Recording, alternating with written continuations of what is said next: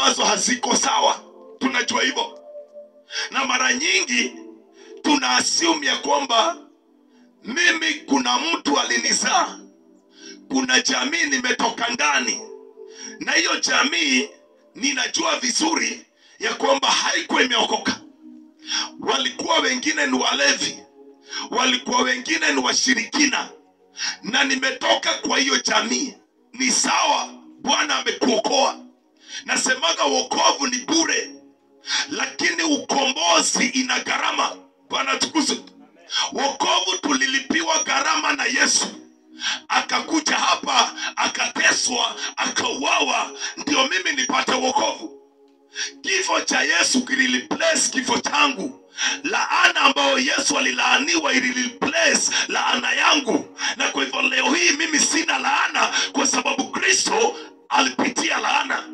Bwana tukuzwe. Lakini when it comes to deliverance, you have to pay a price. Bwana tukuzwe. Na kwa hivyo Mungu anapotuokoa, anatuokoa ili tumjue yeye. Leo hii tunajua wokovu na tunajua Mungu. Bwana tukuzwe. Lakini sasa ni vizuri pia uelewe ya kwamba kuna mahali nilitoka. Na kwa sababu kuna mahali nilitoka, huko kukoaje? Bwana tukuzwe. So we start by tracing our bloodline. Tunaanza kuangalia wapi nilizaliwa. Nilizaliwa na nani? Baba yangu alikuwa nani? Na guka yangu alikuwa nani? Bwana tukuzwe. You start from there. Kwa sababu kama ni laana, huwa inaenda kizazi 4. Kama ni baraka, inaendaga kizazi 4. Bwana tukuzwe. Na kwa hivyo kama kuna laana ambayo ilikuwa na guka yangu, jua ya kwamba hiyo laana bado itaniandama.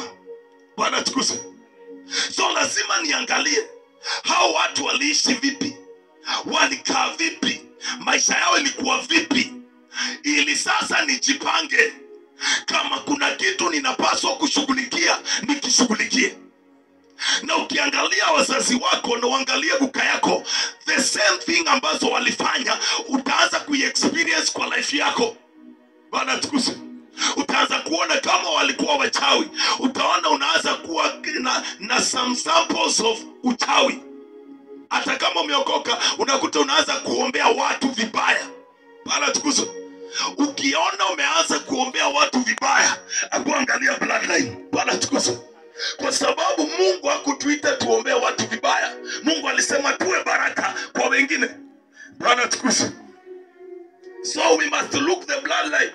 Na tusiassume kwa sababu kuna mahali nafikaga, kuna jambo linakusumbua, unashindwa ni nini hii inanisumbua? Kwa nini sisimami kwa wokovu? Kwa nini siendelei kimaisha? Kwa nini naanza biashara inaanguka? Kwa nini ninaingia kwa ndoa haikai, ninatoka kwa ndoa? Either Bwana akufe ama ufukuzwe.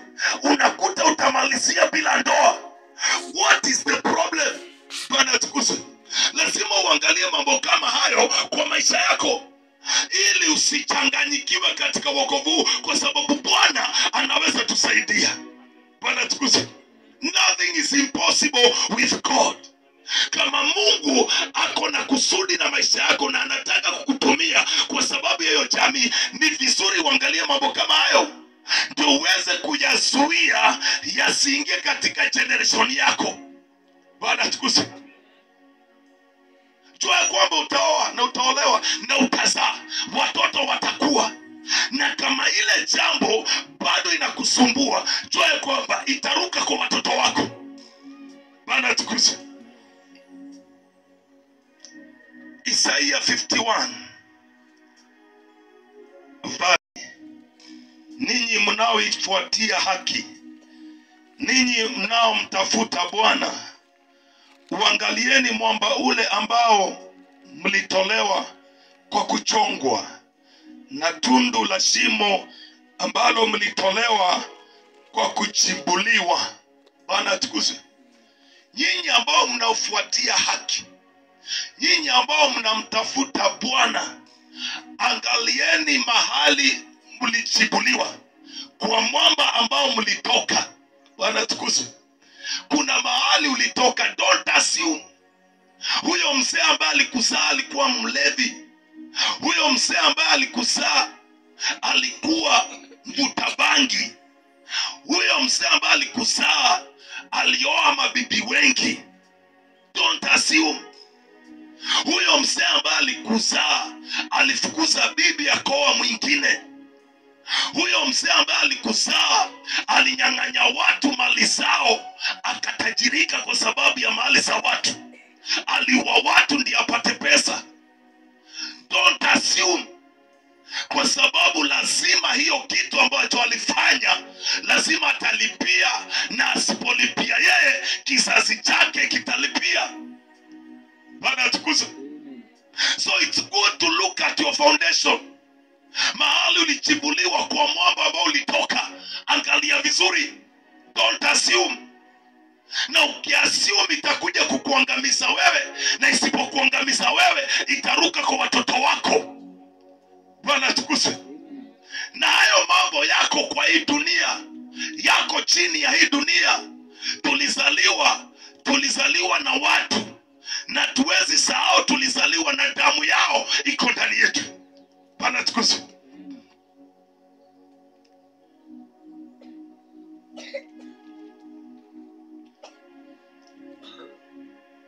Anything happens in the physical, it must begin in the spiritual. Bwana tukuzwe. Kwa hivyo kile ambacho kitatendeka katika mambo ya kiroho, jua ya kwamba yako tu katika ulimwengu wa kiroho. Mimi saa hii ninaweza kuambia ya kwamba in the next 2 years or 3 years tutakuwa hapa na mega church. Bwana tukuzwe. Sisemi tu kwa sababu nataka kufurahisha. Bwana tukuzwe. Lazima nianzie katika ulimwengu wa rohoni, nijenge that mega church katika ulimwengu wa rohoni, katika maombi, katika kujifunga, katika kudeclare, mpaka hiyo jambo ifanyike katika ulimwengu wa rohoni kabla itokee katika physical. Bwana tukuzwe.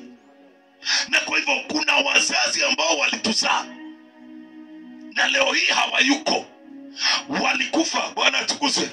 Lakini kuna mambo waliyafanya kabla wakufe, na walipoyafanya yakahang katika ulimwengu wa rohoni. Na kwa hivyo inangojea tu the generation ya huyo mtu. Wakati hiyo generation inaendelea kukua, ile jambo inaanguka katika maisha yao. Na kwa hivyo hao watu wanashindwa, na nilianza vizuri.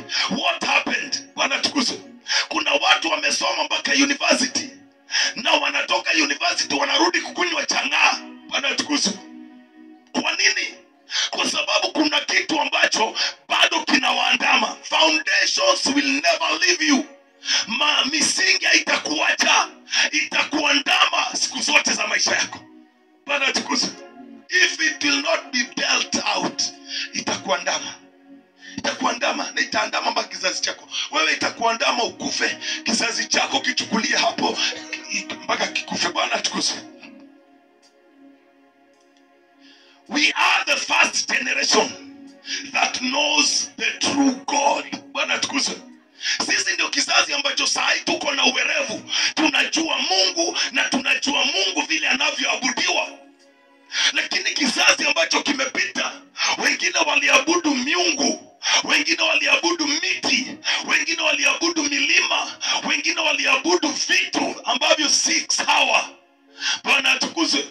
And so as we are the generation, sisi ndio Mungu ametupa ufunuo. Saa hii lazima tubadilishe kile ambacho walifanya wazazi. Sasa tuanze kufanya katika uwerevu ambao Mungu ametupa. Bwana tukuzwe. Kama hawakujua kumtolea Mungu, sisi lazima tujue kumtolea Mungu. Na ndio maana unakuta kuna vizazi ambavyo wataishi katika umasikini. Sio kwa sababu Mungu hataki kuwabariki, lakini the foundation ambayo iliwekwa na wazazi ilikuwa foundation ya kutomtolea Mungu. They don't know how to give God. Bwana tukuzwe. Kuna watu wawili walienda kuhubiri ng'ambo. Na walipoenda kuhubiri kule, mmoja alikuwa Mwafrika na mwingine mzungu, na wakapewa madhabahu kama haya wahubiri, na wakahubiri siku ya kwanza, siku ya pili, siku ya tatu. Lakini mzungu hana mambo mengi, yeye tu akisimama kwa madhabahu ahubiri tu kidogo, watu wanapona, viwete wanatembea. Bwana tukuze. Na akawa na maswali mengi, mpaka akaenda